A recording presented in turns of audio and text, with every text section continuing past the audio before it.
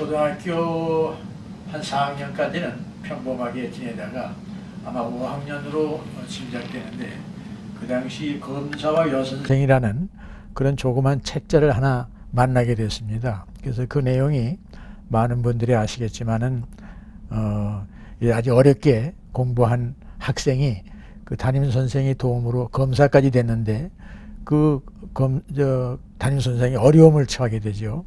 그래서 이 검사가 사직을 하고 그 선생님을 위해서 변호하는 그런 내용이 들어서 참 그 악을 위해서 싸우면서도 인적이 많은 그러한 검사가 너무 멋져 보여서 나도 저런 삶을 사는 것이 좋지 않겠나 하는 그런 꿈을 갖게 됐죠. 그런 꿈을 이루기 위해서 법과대학에 진학해서 공부까지 해서 나중에 법조계에 진출하게 됐죠.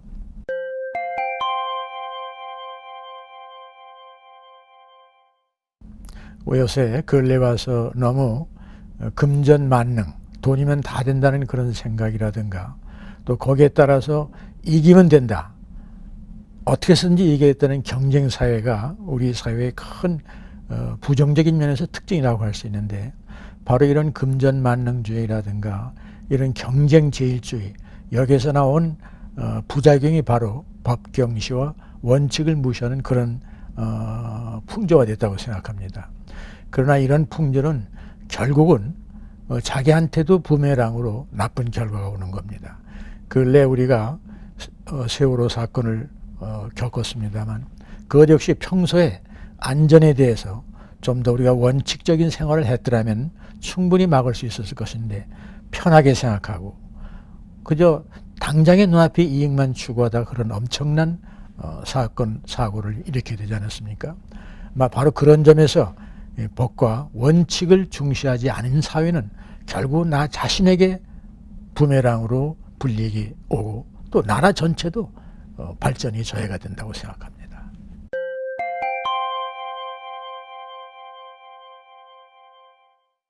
방금 얘기한 거와 좀 중첩이 되기도 하지만은 사실 우리가 근대적인 의미의 법률을 갖게 된 것은 1948년 대한민국이 건국된 이후에야 그게 가능했다고 생각됩니다. 그러니까 우리는 그 전까지는 법에 대해서 익숙치 못했다. 우리 국민 전체가.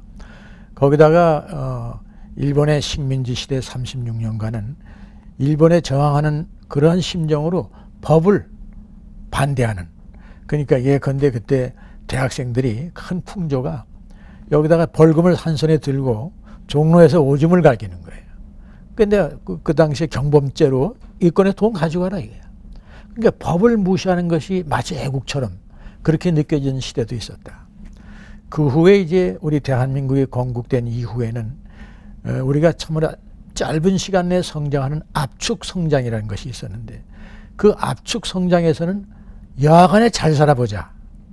그러다 보면 옳게란 말이 빠져가지고 무한 경쟁에 빠져들게 된 것입니다. 그래서 우리가 빠른 시간 내에 이렇게 좋은 그 성과를 올린 대신 우리는 차근차근 원칙을 지키면서 하는 그런 옳게 잘 살아보자는 데서는 큰 성공을 거두지 못한 것이죠. 그래서 오늘 이 사회가 특히 경쟁제일주의가 됐고 어떤 원칙은 좀 무시하더라도 어떻게든지 좋은 성과만 올리면 되지 않겠냐 하는 그런 의식이 만연되게 된 것이라고 저는 생각합니다.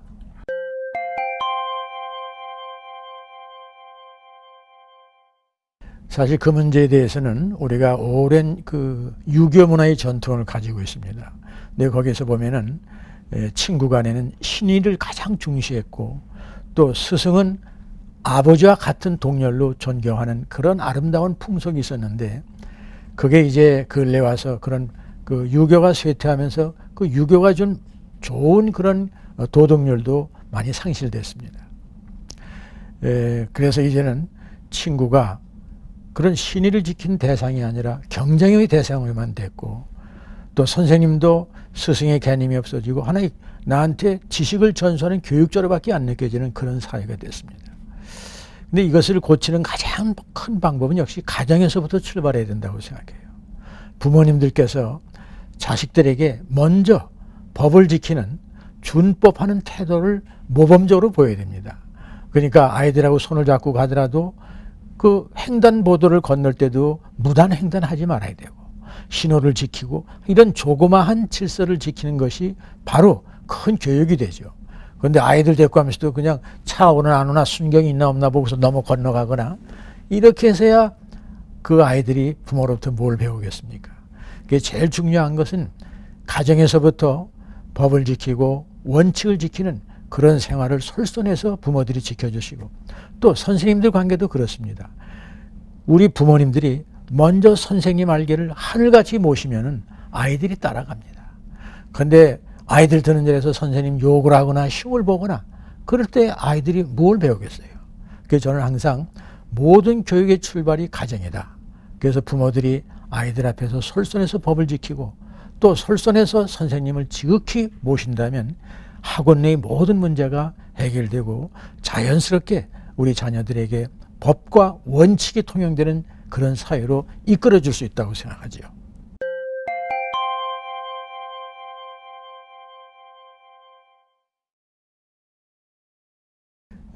저는 1992년부터 한국청소년문화연구소라는 연구소를 개설하고 우리 젊은 청소년들이 어떻게 하면 바로 이 법과 원칙을 준수하면서 세계적인 그런 경쟁 대열에 떳떳하게 합류할 수 있을 것인가.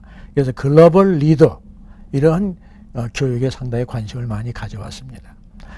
그런 가운데 특히 아까 말씀하신 대로 CYC라고 그래가지고 그러니까 우리 이제 정보 교육이 한창이었을 때 컴퓨터가 도입됐을 적에 우리 연구소에서는 먼저 정보 윤리 교육에 관심을 갖게 됐습니다. 컴퓨터 기기를 이용하기 전에 먼저 컴퓨터를 이용함에 있어서의 법과 원칙이 무엇인가. 그래서 불법 복제라든가 이것은 안 됩니다. 저작권을 침해하는 거 아니겠어요? 그 다음에 음란, 폭력물이 난무하지 않았습니까? 그것을 우리 청소년들이 먼저 발견한 대로 당국에 신고해서 이 컴퓨터계 어떤 그 인터넷 세계를 정화하는 일에 우리가 앞장섰습니다만 이것 역시 이 사회의 원칙과 법을 중시하는 그것이 제일 앞선다는 그런 의미에서 우리 연구소가 추구했던 것입니다. 이런 노력은 앞으로도 계속해서 우리 앞으로 청소년들이 국제적으로 경쟁하려면 정말 글로벌한 국제적인 규범과 원칙, 질서, 문화를 따를 줄 알아야 됩니다. 그래야 세계와 어깨를 겨누고 경쟁할 수 있다고 생각하기 때문에 저희 연구소에서는 항상 이 점을 우리 교육에 염두에 두고 실시하고 있습니다.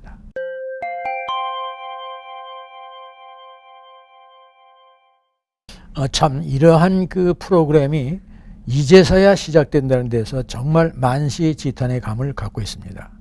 이 플랜이 잘 운영만 된다면 우리 청소년들에게 보다 법과 원칙을 중시하는 것이 결국은 나 자신한테도 유익하고 나라 전체 발전에도 크게 도움이 된다는 것을 알게 하는 귀중한 계기가 될 거라고 생각합니다.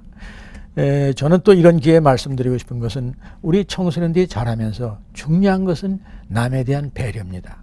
우리가 이 사회에서 지금 너무 경쟁하고 너무 이기주기로 흘러서 타인에 대한 배려가 너무 부족하다. 타인에 대한 배려가 있을 때 공동체 사회에 대한 자기가 무엇을 기여할 것인가를 생각하게 됩니다. 우리 사회가 많이 발전했지만 가장 부족한 것이 남에 대한 배려, 공동체에 대한 공동체로서의 공인의 의식 같은 것이 매우 부족한데 이것을 바로 그 프로그램이 부족한 부분을 보충해 줄 수 있지 않을까 저는 기대가 큽니다.